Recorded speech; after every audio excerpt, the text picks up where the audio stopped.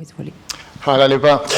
Dober dan v mojem imenu in moram reči, da mi je biti v čast pred tako publiko, ker menim, da te informacije, ki vam jih bom jaz podal, so zanimive, predvsem za vaše vsakdanje delo, pa tudi konec koncev kot pomoč žrtvam, s katerimi se srečujete. Zdaj, ko je mene kolegica Lija povabila, da bi jaz tule predstavljal, da bi jaz predaval, sem imel en velik problem, kako se tega lotiti. In imejte v glavi, da izhodišče vseh teh nasvetov, ki jih bom jaz podal v drugem delu, je, da imate vi pred sabo starše in žrtev in zdaj jim nekaj morate svetovati. Se pravi, postopek, ki ga vaša organizacija pelje po svojih priporočilih, pravilih teče, vi pa želite še staršem dati nek dodaten nasvet, kako naj se v situaciji znajdejo, kako naj svojemu otroku pomagajo. To nam ne bo izhodišče in to je tisti vidik, s katerega vam bom jaz vse to vnaprej predstavil. Potem bi vas pa prosil še nekaj, imejte v glavi še malo tisti prizor s tistim perjem iz prejšnjega predavanja, kar se mi zdi zelo dobro prispodoba tudi za nekaj, o čemer bom jaz majčkeno kasneje govoril. Zdaj, prva zadeva, govorili bomo o spletnih incidentih.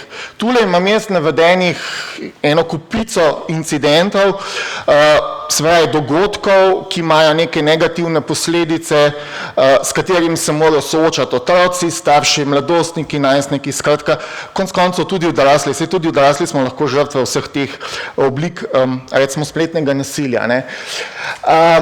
Zdaj, pri tem je treba eno zadevo razčistiti in to je stvar, s katero se mi na Sejfu, pa tudi jaz osebno v moji družbi srečujem, je, da imajo starši, pa mnogo drugih ljudi, tudi tisti, ki niso starši, pred sabo prepričanje, da internet, da to je nekaj popolnoma drugega kot naš fizični realni svet, da tam pa veljajo popolnoma drugačna pravila. Zakaj je to? Ja, zato, ker ga ne poznajo mogoče tako dobro, zato, ker se jim zdi, da zadeve tečejo drugače, da je mogoče bolj odprto, da je mogoče bolj navadno, da je bolj zanimivo, zabavno, kakorkoli. Ampak bistvo je to, in to moramo imeti v glavi, tudi ko se soočamo z različnimi težavami, z incidenti, s podobnimi problemi na internetu, ko imamo ljudi pred sabo, ki imajo težave na internetu, da v bistvu mi imamo en svet, ki se prepleta skozi digitalno tehnologijo. Skratka, to, kar velja v grobem, kar velja v našem fizičnem svetu, velja tudi v digitalnem svetu. Seveda, okolje je popolnoma drugačno, tudi določena pravila so drugačna. Recimo en tak, bom dal praktičen primer, ko sem jaz v 80-ih hodil v osnovno šolo, pa smo se stepli na hodniku, sošolci, je to videla učiteljica, pa je naredila red. Smo imeli pač zagovor, so nas malo za ušesa in je bil problem rešen.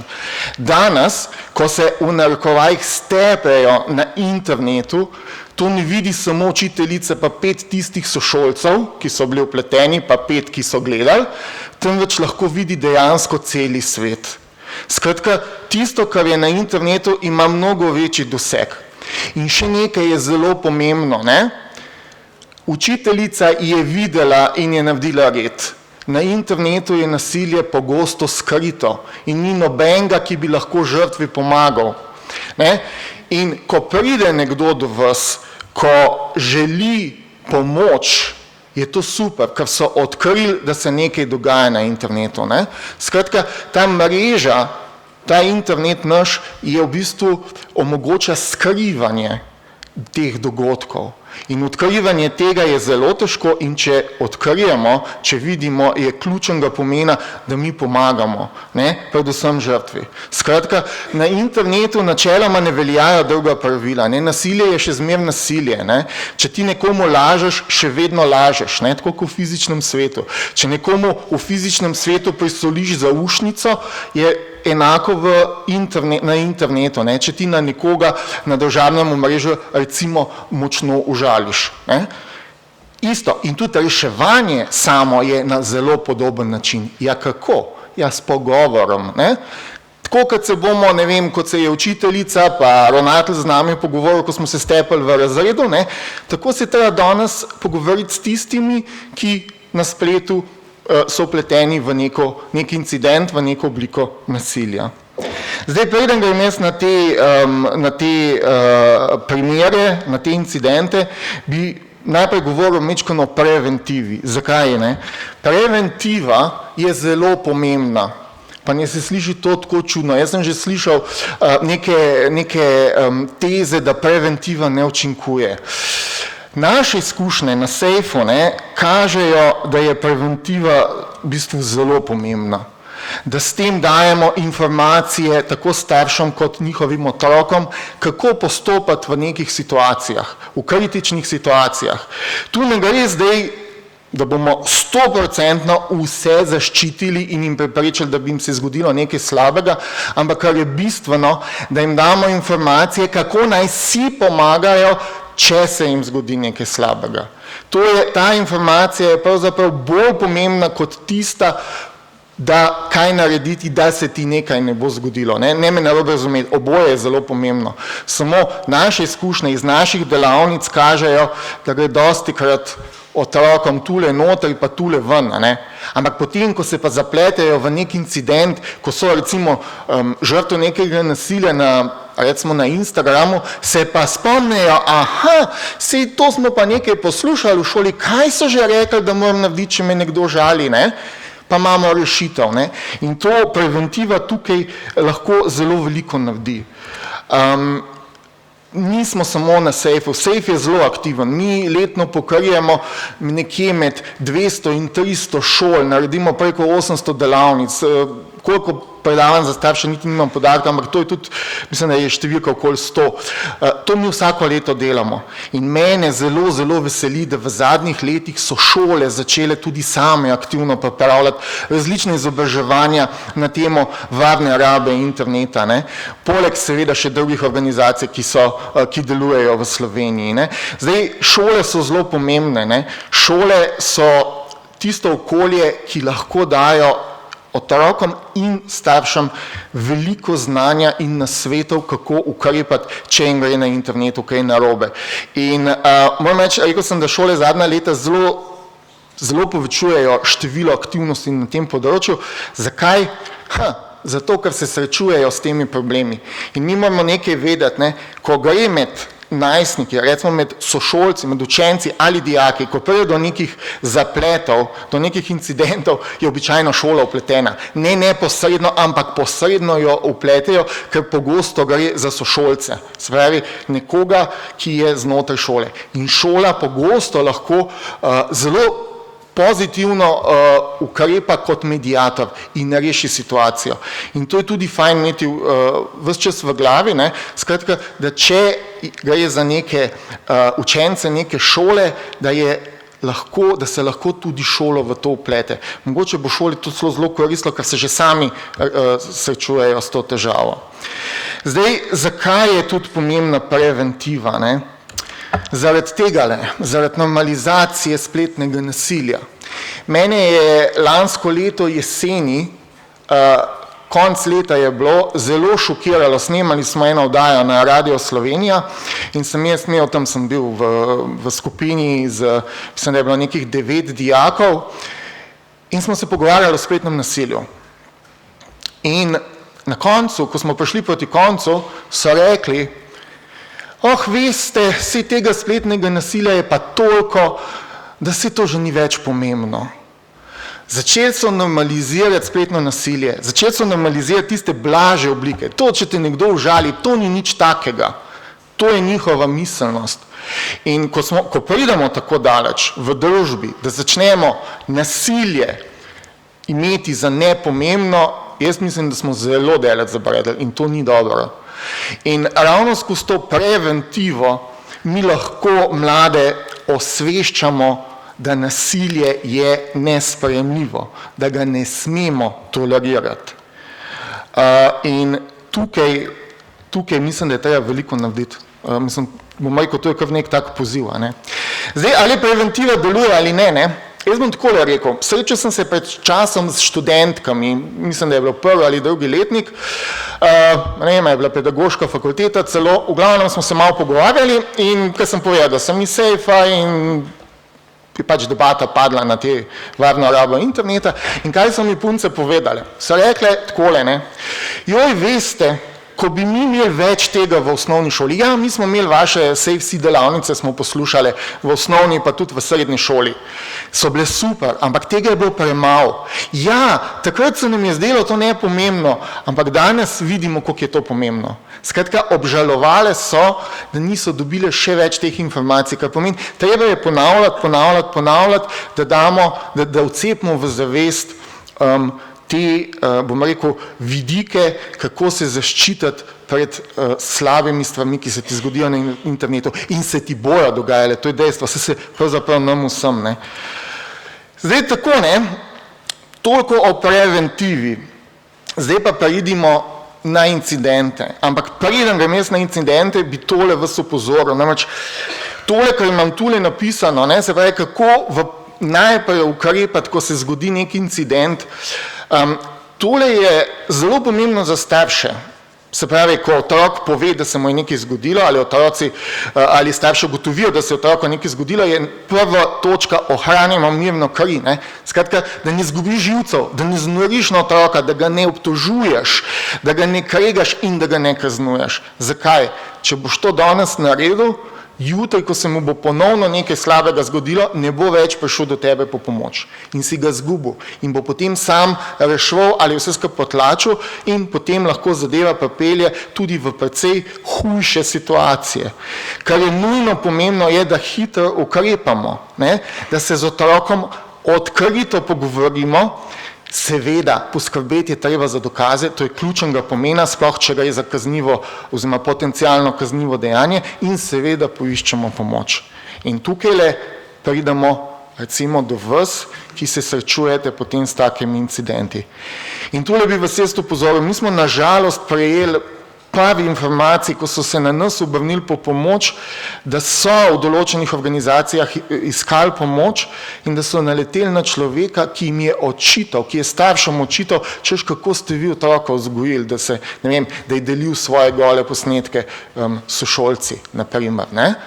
Ne, sej verjamem, da je težko včasih se tebi zdi nekaj popolnoma nesprejemljivo, ampak ti moraš razumeti, da starši in otroci so v stiski, iščejo pomoč. Očitati jim nekaj je popolnoma nesprejemljivo, ker jih pakneš še bolj v neko neprijetno situacijo, obenem pa sebe kot ali svojo inštitucijo postaviš v neko neprimerno sliko. Ne? Skratka, če pride nekdo po pomoč, dajmo mu pomagati. To je osnovno vodilo. Zdaj pa tako, ne? Kaj svetovati staršem? Ne? Dajte si tisti pevje nazaj pripeljati zdajle. Ga imate? Pri večini incidentov, ki se zgodijo, ne, je situacija taka, točno taka kot s tem pevjem. Ne. Ko enkrat stvari vidijo na internet, jih ne moramo več dobiti nazaj. To je treba imeti v glavi, ne. Predvsem, če gre za kakšne posnetke. Skratka, ne bomo jih mogli dobiti nazaj. In druga zadeva, mi imamo zdaj starše. Oni hočejo instant rešitev. Dajte nam prosim pomagati. Dajte imeti čarobno paličico, ki bo rešila vse moje probleme in pa probleme mojega otroka.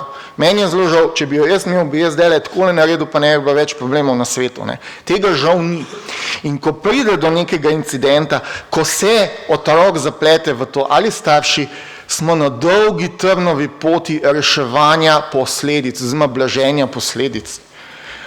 Samega dejanja običajno se ne da več, kako bi rekel, povrniti, moramo se ukvarjati s posledicami. Žal tako na internetu je. To je ena izmed mogoče tistih glavnih razlik primerjavi s fizičnim svetom, predvsem zato, ker ko smo se stepali v šoli, je to ostalo na hodniku, pa med ravnateljem pa razredni črko. Če imaš ti težave na internetu, zato ve cela Slovenija lahko. Kaj cela Slovenija? Evropa, cel svet. Ne? In s tem se moramo soočati. In kje se večina incidentov dogaja? Ja, običajno so to družabna omrežja in pa aplikacije za sporočanje. In zelo na kratko nekaj o družabnih omrežjih, da boste imeli predstavo, zakaj se oni odzivajo na prijave teh incidentov tako, kot se. Prva zadeva, vsi obljubljajo zaščito uporabnikov. Seveda, pridite k nam, mi vas bomo popolnoma zaščitili, tu se vam ne bo zgodilo nič. Ne? Mi imamo pravila skupnosti, ki jih spoštujemo. In seveda zahtevamo od naših uporabnikov, da jih tudi spoštujejo. V teoriji se to sliši super, v praksi pa se je izkazalo, da je to v bistvu samo neka floskula, s katero vabijo nove uporabnike, ker uporabnike, ki ostajajo na državnem omrežju, ki ga redno uporabljajo, puščajo svoje osebne podatke in s tem omogočajo zaslužek. In naj veste, ko mi govorimo o 2 milijardah čistega profita v primeru Facebooka, so to taki denarji, za katere se gre čez vse meje. Samo da imamo ta denar. Ne? Tako oni razmišljajo. In dejansko šele, ko jih je Evropska komisija, ko jih politika ali širša javnost pritisni v neke prisili v neke ukrepe, potem oni dejansko začnejo nekaj delati. Ne? In pol imamo, ja, pa bomo mi to popravili, pa bo vse lepo. Ne? In pol naredijo tisto, kar je najmanj potrebno. Ne?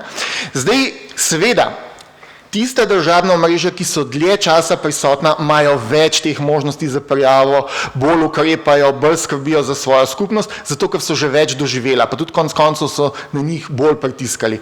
Državne omrežja in pa predvsem aplikacije za sporočanje, ki imajo manj uporabnikov in ki obstajajo krajši čas, imajo manj tega, ker se še učijo. Učijo zato, ker princip delovanja je, dajmo nekaj na internet, potem se bomo pa ukvarjali s problemi, s katerimi se bomo soočali, ker bojo sprot prihajali. Nihče ne razmišlja naprej od ustvarjalcev teh aplikacij, kaj se jim lahko zgodi. Potem, ko se srečujejo, rešujejo probleme. To je zakonitost Silicijeve doline, nažalost. Skratka, ko imajo ta pravila, pa so zelo problematična, ker so prvič preveč splošna in drugič jih tako prilagajajo, da njim ustrezajo. Kar pomeni, da tudi če je nekdo nasilen, ga ne bojo blokirali, dokler dejansko ne bo začel njim povzročati škode, oziroma dokler ne bo dosti ljudi se začel čez njega pritoževati. Drug problem, ki ga pa imajo, ki je pa, bomo rekli, bolj tehnične narave, je pa obdelava teh prijav. Ne? Ja, pri teh enormnih zaslužkih niso sposobni ali pa ne želijo najeti dovolj ljudi, da bi vse te prijave res pregledovali. Res je, da je teh prijav zelo veliko, ne? Ampak gledajte, 3000 ljudi recimo za nek Facebook pregledovati prijave, to je malo, ne? To ni nič pri količinah uporabnikov. Ne? Zato imajo umetno inteligenco, ne? Se pravi, algoritme, ki se učijo, ki prepoznavajo vse, kar je neprimeren in potem seveda reagirajo. Problem je pa tukaj, problema sta pa dva. Ne? Prvič, te algoritme treba sprogramirati, treba jim je določiti, kaj je nesprejemljivo, in drug problem, ki je značilen predvsem za narode, ki so manjši, ne, kot smo recimo mi Slovenci, ko nas je malo, so jezikovne težave. Kdo bo naučil umetno inteligenco, kaj je neka žalitev recimo v slovenščini, kjer imaš mogoče z isto besedo lahko v pozitivnem pomenu nekaj ali pa v negativnem. Človek bo iz konteksta to vedel. Umetna inteligenca ja ali pa tudi ne. Zaenkrat se izkazuje, da preprosto ne. Pa še nekaj, ne, treba je pol upoštevati vse te prijave, ki jih dejansko izvedemo, zaradi tega dostikrat nimajo popolnoma nobenega učinka. Tako, zdaj gremo pa konkretno na primere incidentov, ki si jih bomo pogledali, in predloge ukrepanja.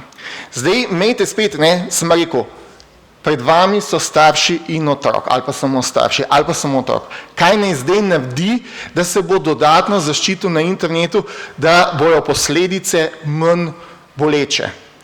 Prva zadeva, ki jo moramo vedeti, če gre za kaznivo dejanje, absolutno prijava na policijo. Tukaj ni debate. Ne? Potem bo policija dala nadaljnja navodila in tako dalje. Potem dodatne nasvete vedno lahko dobite na tom telefonu, Seveda, da starše usmerite na tom telefon ali otroke, ker jim bojo znali svetovati konkretne nasvete, kako kaj narediti na kakšnem državnem omrežju ali aplikaciji za sporočanje, imate na Sejfu, seveda na naši spletni strani. Če pa govorimo bolj o prevarah, pa o virusih, pa temu bolj tehničnih težavah, je pa tu sicer z projektom Varni na internetu, kjer imajo pa v bistvu za vsako prevaro zelo dobro napisan, obrazložen, kako poteka, pa kako se odzvati, če postaneš žrtev prevare, seveda tudi kako se pred njo zaščititi. Ne pa pozabiti jih usmeriti na pomoč platforme, kjer se je incident zgodil. Recimo Facebook ima zelo obsežno pomoč, te strani s pomočjo uporabnikom z navodili. Problem je, da je to že toliko obsežno, da je že nepregledno. To je pa drug problem.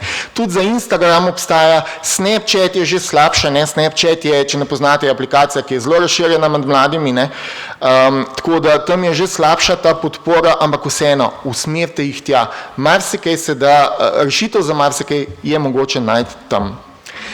Potem naslednja zadeva, ki jo vedno, ne glede na incident, lahko svetujemo, oziroma je dobro, da jo svetujemo, shrani dokaze.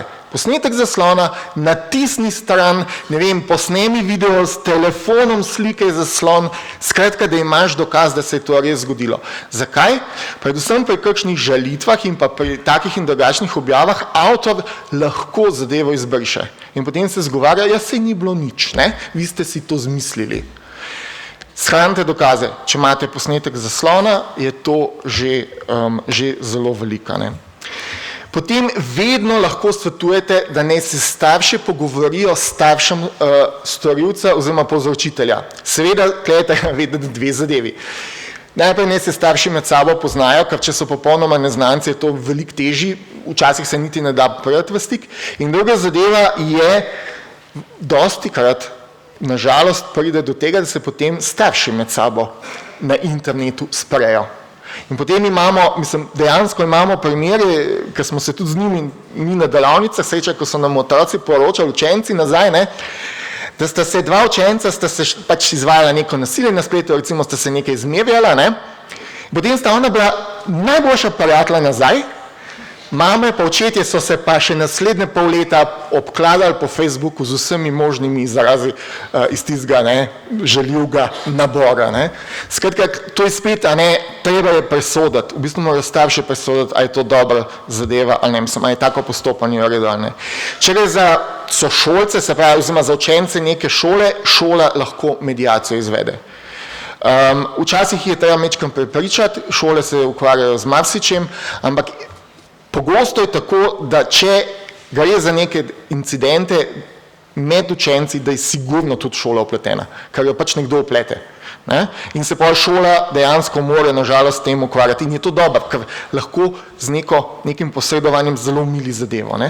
Potem, če se izkaže, da žrtev kaže kakršnekoli psihične težave, obvezno svetovati, dajte se obrniti na strokovno pomoč.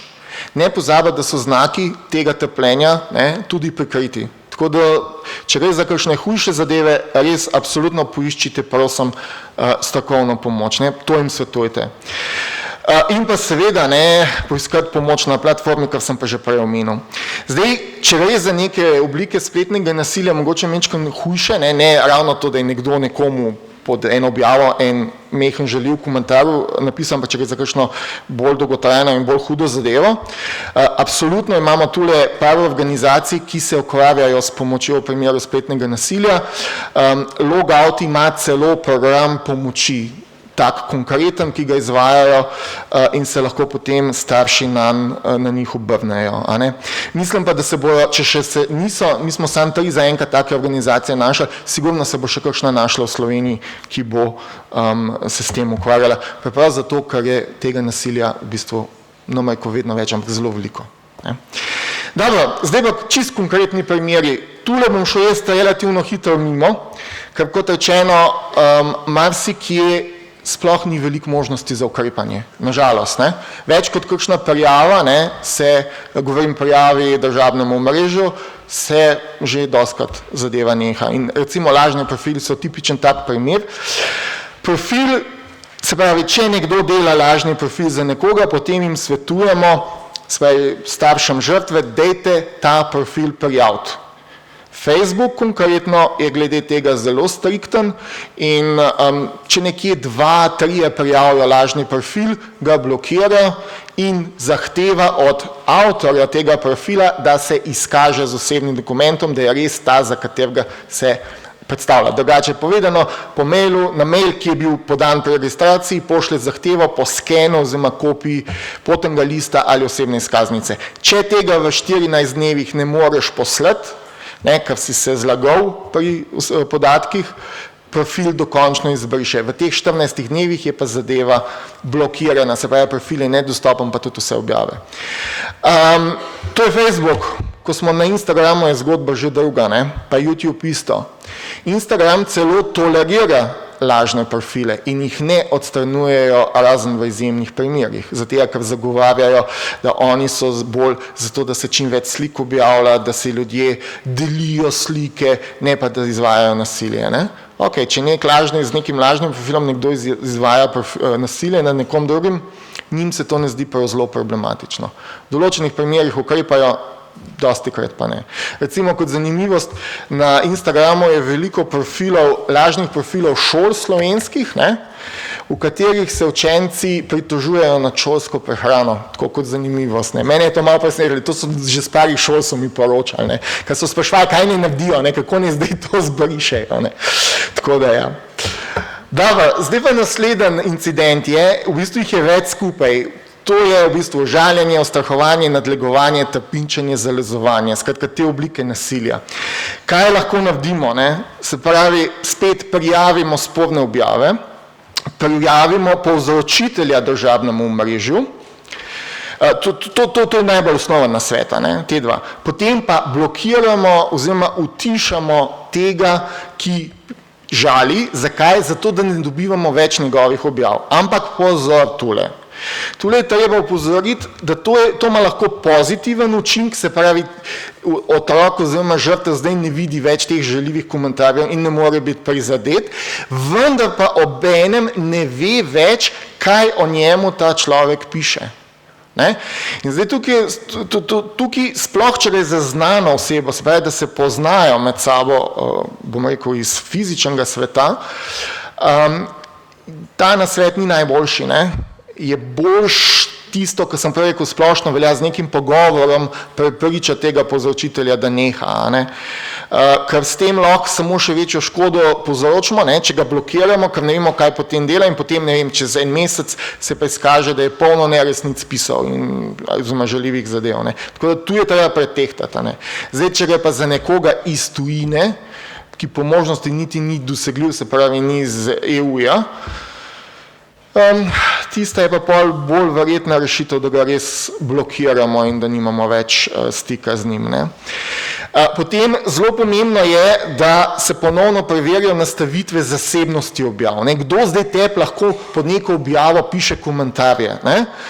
Zdaj, če imamo mi javno nastavljeno, ker recimo Instagram ima prevzeto vse objave javne in je treba v nastavitah to spremeniti. Mimogrede, Instagram je tudi eden izmed najbolj uporabljenih med našimi otroci in najstniki. Tam je treba na roko spremeniti, pač je tu nastavitve. Facebook, mislim, da ima že, sploh za mlajše, ima že avtomatsko drugače bolj zasebnost, bolj strogo nastavljeno. Skratka, preverimo, kdo nam lahko piše komentarje pod objave in seveda naredimo objave zasebne, za naš krog prijateljev, tistih, ki smo jim dovolili, da gledajo naše objave.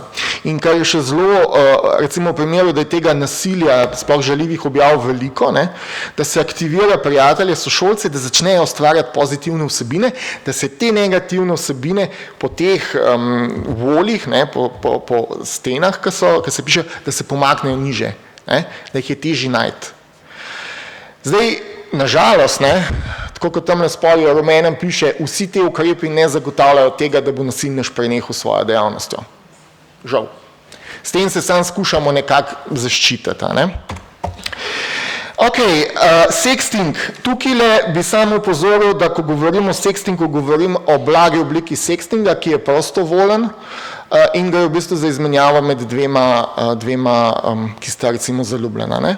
Kaj jim svetovati? Ne? Prvič, z obema naj se pogovorijo o možnih posledicah sextinga. Ne? Kaj se lahko zgodi? Ne? Da bodo te slike mogoče ušle, pa imamo pa že deljenje lahko posnetkov spolnih zlorab otrok, recimo. Ne?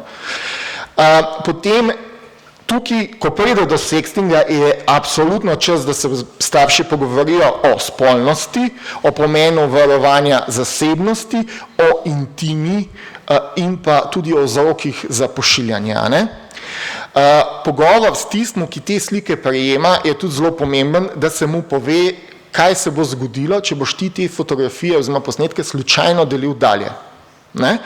Zelo dobro bi bilo, da se tudi s tem prejemnikom starši dogovorijo, ali pa seveda tudi pošiljatelj dogovori, da zbriše te posnetke pred pričami. Sam prosim, ne, ko ti nekaj zbrišeš, lahko to nazaj obnoviš, lahko shraniš nekam drugam, tako da tudi, če zbriše, ni zagotovilo, da teh posnetkov ni več, ne, to je treba pa vedeti. In pa seveda, kar je pomembno, da se spremlja internet, če bi se te posnetki na internetu slučajno pojavili. Še posebej, ne, če se zdaj te dva skregata med sabo. Ne. No, pa smo pa v tem, bom rekel, bolj v kaznivem področju, ne, ko pa govorimo o širjenju posnetkov spolnih zlorab otrok. Mislim, da je tu vsem jasno, da tule mora biti obvezno obveščena policija, zato vam je tudi tale znakat zraven. Ne. In zdaj, ko policija to obravnava, ne, kaj se da svetovati staršem? Dajte pregledovati internet in če vidite, da se te posnetke kje pojavijo, zahtevajte njihov umik. Prijavite take strani na spletno oko ali na policijo, še posebej, če recimo take strani ne bi želeli tega umakniti, ne, potem, ko jih opozorite.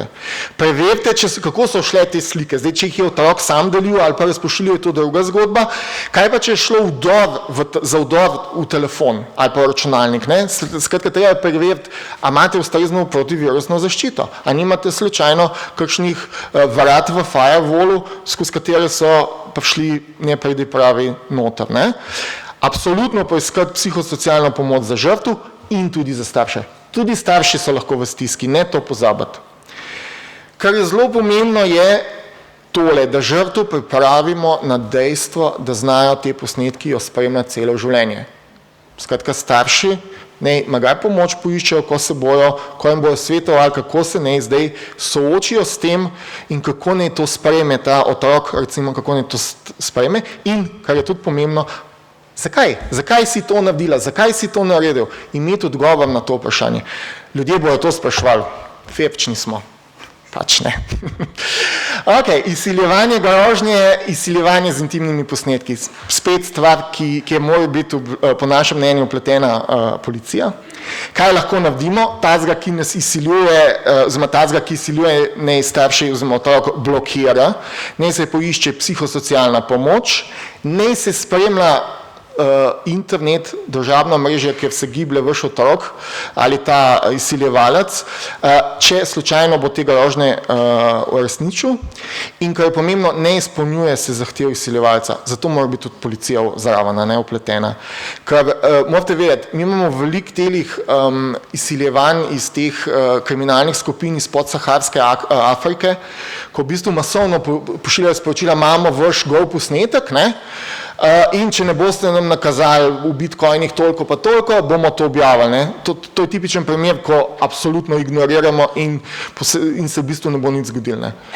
Ker to je zaznano prevaro. Ne? In seveda vedno take storilce prijavimo lahko državnemu mrežu. Grooming, ne? Spet zadeva, ki je za policijo. Kaj tu lahko naredimo? Blokiramo povzročitelja oziroma tega, ki je vzpostavil stik z otrokom. Z otrokom se pogovorimo, kaj pomeni biti v stikih z neznanci, kaj pomeni varovanje zasebnosti, pa seveda ne, z otroka poiskati psihosocialno pomoč, ne, glede na to, da grooming je treba vedeti, to načeloma velja za mlajše od 15 let. Ne. Trolanje. Veste, kaj je trolanje? Sem si zapisal definicijo. Trolanje je objavljanje žaljivih, sovražnih in izzivalnih sporočil z namenom provociranja ali pritegovanja pozornosti. Največ trolanja je pri igranju videoiger prek spleta, ko nekdo provocira svojega nasprotnika, da bi izgubil živce. Zakaj to delajo?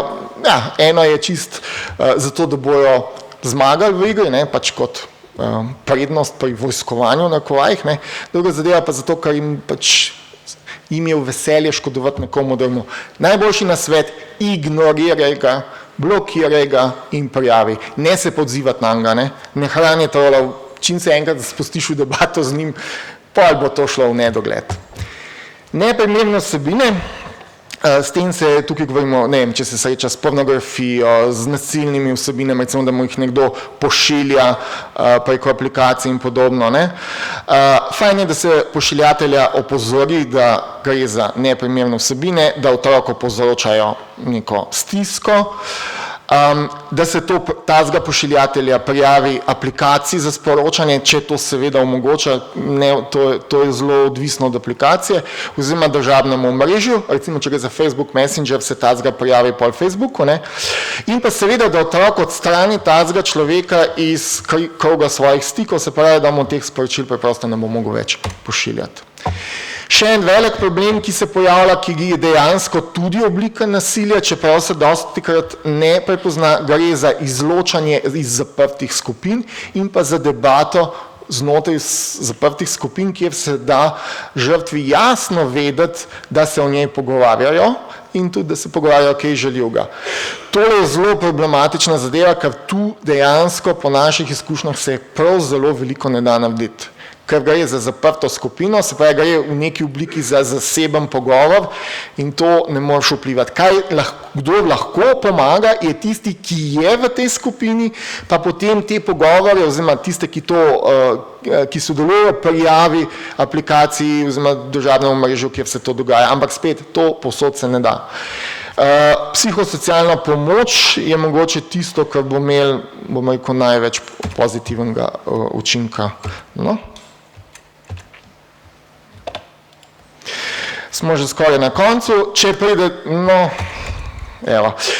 do objavljanja fotografij brez dovoljenja, državne omrežje običajno omogočajo prijavo tega, če gre za neko spletno stran, tudi v uredniku lahko prijavimo, če gre za objavo naših fotografij, gre za kršenje avtorskih pravic. In to je zelo pomembno, ker če mi nekaj prijavimo kot kršitev avtorskih pravic, bo v večini primerov bojo državna omrežja zelo hitro reagirala, ker se tega zelo bojijo. V Ameriki je okoli tega zakonodaja zelo stroga.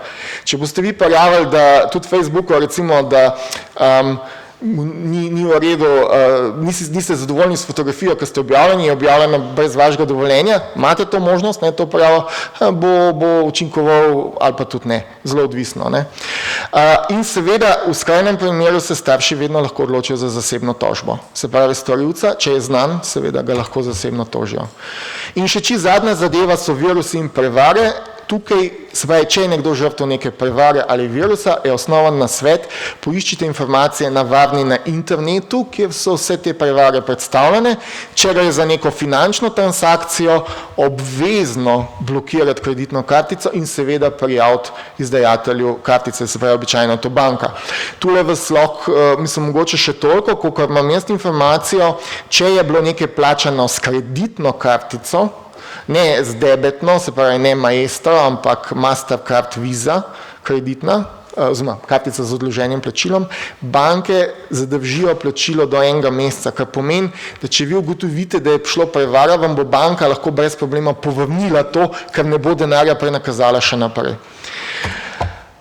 Kje dobite informacije, kako te prijave na državnih omrežjih izvesti? Tule na naši spletni strani in sicer v središču za pomoč. Tu imamo prvo povezave na posamezna državna omrežja, glede na težavo, ki jo imate, in pa seveda tamle pod orodja in vsi vodiči po državnih omrežjih, kjer so bolj nasveti, kako se zaščititi pred kako zaščititi svojo zasebnost, kako ukrepati, če te kdo izsiljuje, kako izvedeš blokado in tako dalje. Žal nimamo pokritih še vseh državnih omrežjih, ampak zelo aktivno na tem delamo. In na koncu mogoče še informacijo, ki jo podate staršem, ko v bistvu zaključite z njimi debato, to je tista zadnja informacija, ko se sam incident že rešuje, dajmo izvesti še malo preventive, dajte preveriti, kako ima vaš otrok nastavljene nastavitve varnosti in zasebnosti, redno se pogovarjate z otrokom o varni rabi interneta, o pasteh, s katerimi se lahko srečuje, o tveganjih, poskrbite, da bo računalnik pa telefon, da boste ustrezno zaščitena, predvsem pred virusom in pa, kar je zelo, zelo pomembno, spodbujajte svojega otroka, da se vam bo zaupal, če bo na internetu zabredel ponovno v kakšne težave in predvsem njega zaradi tega kregati. Na koga se lahko obrnemo? Tole so v bistvu inštitucije oziroma tudi spletne strani, kjer boste dobili informacije, kjer vam bojo pomagali tudi z nasveti in s tem sem jaz prišel do konca. Dam še nazaj, če bo kdo slikal. S tem sem prišel do konca in če je mogoče kakšno vprašanje, sem na voljo. Hvala lepa.